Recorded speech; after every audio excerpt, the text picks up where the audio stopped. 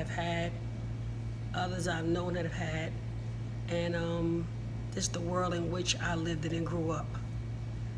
Subjects such as domestic violence today, jealousy, envy, fear, greed, anger, insecurity, low self-esteem, friendship to another degree, the kinds of friends that you should have around you that help you to elevate and become your better self.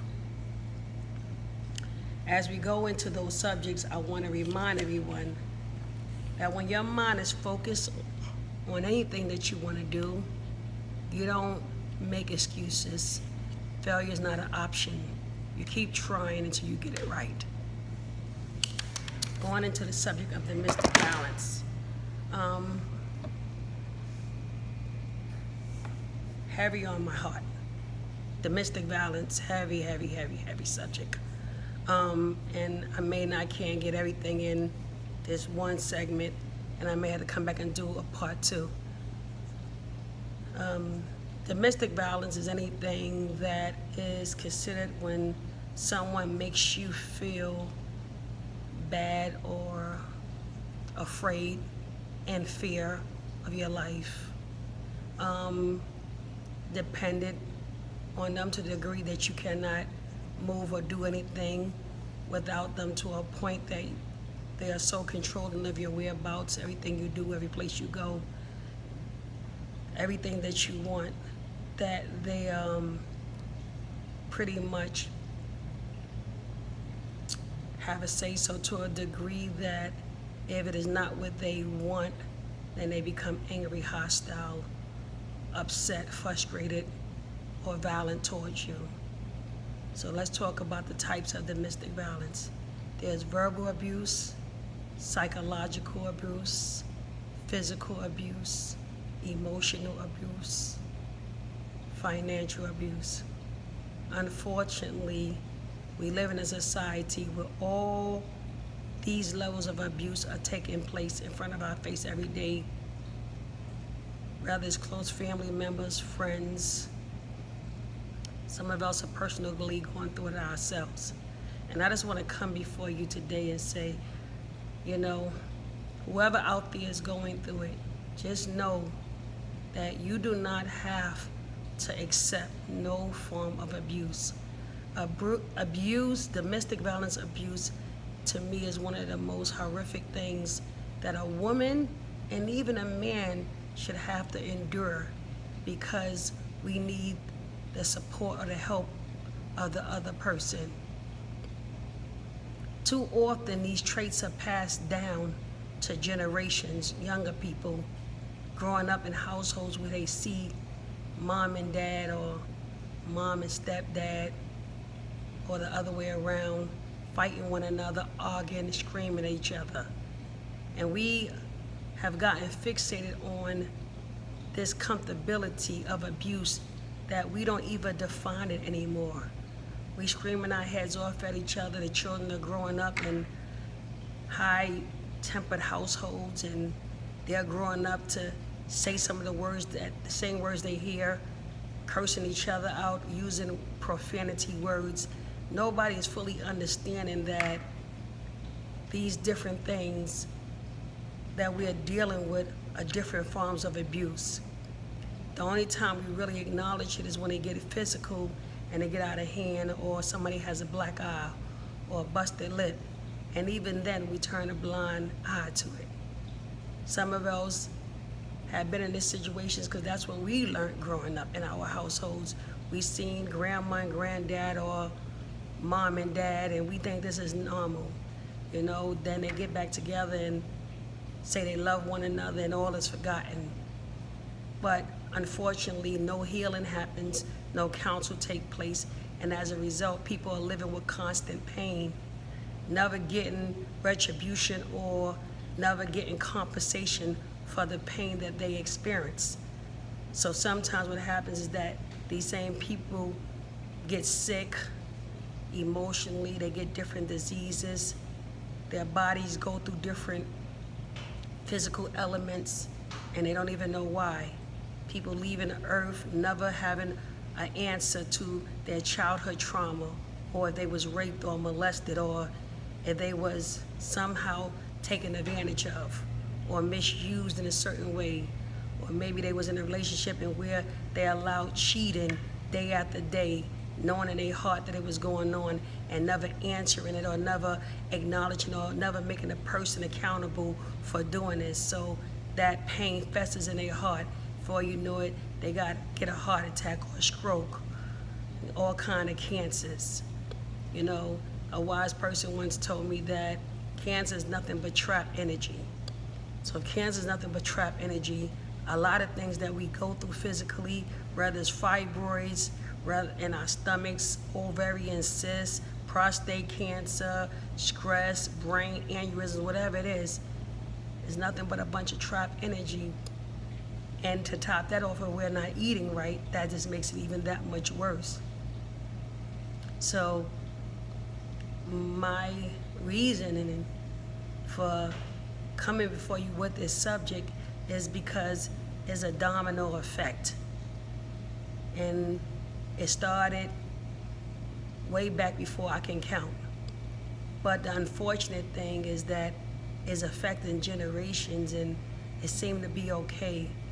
And it doesn't seem to be enough attention being paid to it, or we're not getting enough programs set up to deal with this, or talking to our youth enough to get their attention on why these things are not good and why healthy relationships are better.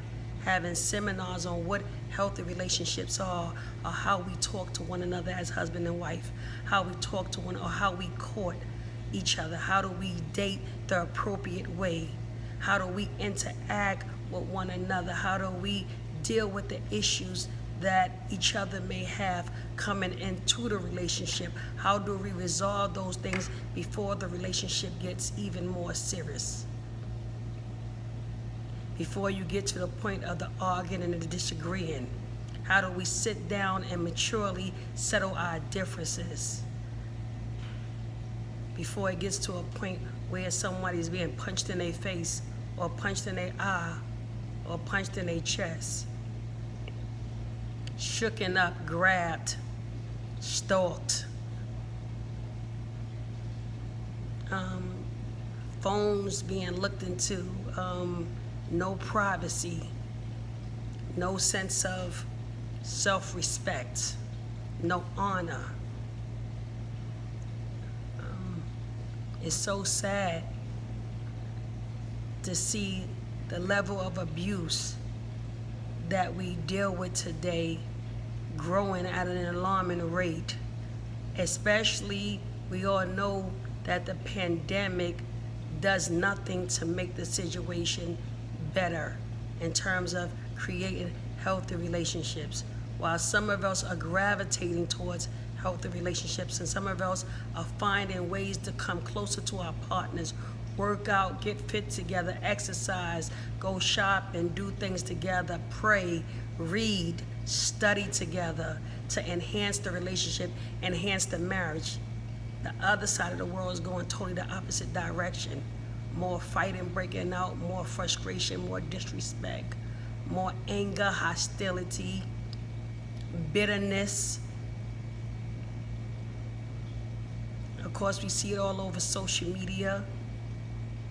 You know, we gotta get to a point that we pay more attention to what's going on, especially even in our immediate community, amongst ourselves and our families and our friends, and talk about these things, because these hurtful, painful issues that we tend to bury deep down, and we don't know what's going on in different relationships. Rather than our sister, everybody keep their business to themselves. It's okay to be private and keep your affairs to yourself. There's nothing wrong with that. We should keep our business to ourselves. But whenever it gets to a point that it is harming one or the other, whenever it gets to a point that you got black and blue marks, whenever it gets to a point that you're suffering inside silently, you're angry and sad all the time, depressed, filled with regret.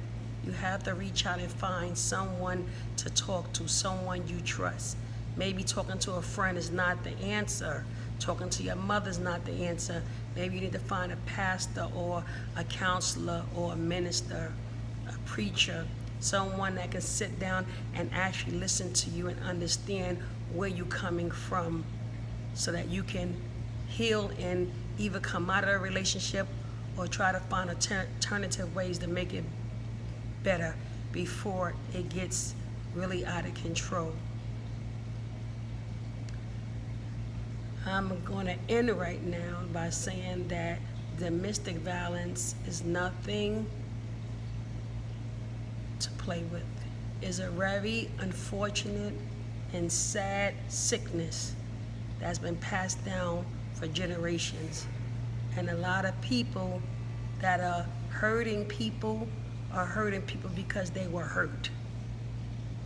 And they're not dealing with their pain. They're not dealing with their frustration, whether it was they lost a parent at a young age, or whether it was they seen mommy and daddy fight, or whether it was they were abused or neglected, or something traumatizing happened to them as a child. They're not dealing with it, then they're taking it on into the relationship and they're inflicting that on another human being. And it's not right. And then if that human being got other problems, especially if that human being is empathetic or sensitive or a healer or a person that cares, they make excuses to cover that person's behavior while they stay in that kind of relationship. Rather the person is yelling in their ear or disrespecting them or kicking them, telling them what to do or telling them lies about they didn't do it, and clearly all the evidence point to it and they got facts to prove it, but they're constantly deflecting, telling that person that it's not their fault, to a point that that person believes that it's something wrong with them. So therefore they take on the responsibility of what the other person is doing, never allowing that person to accept responsibility for their own behavior. This thing is so deep. And although I can't get it all out in one segment, it is my hope that maybe I can enlighten you as well as bring on other speakers on this segment, and however long it goes on, to bring about some resolution and help for those who will be watching and listening, tuning into the context of this subject matter. I just want to say thank you for listening and have a blessed day and happy holidays. Stay safe and be careful out there. Peace.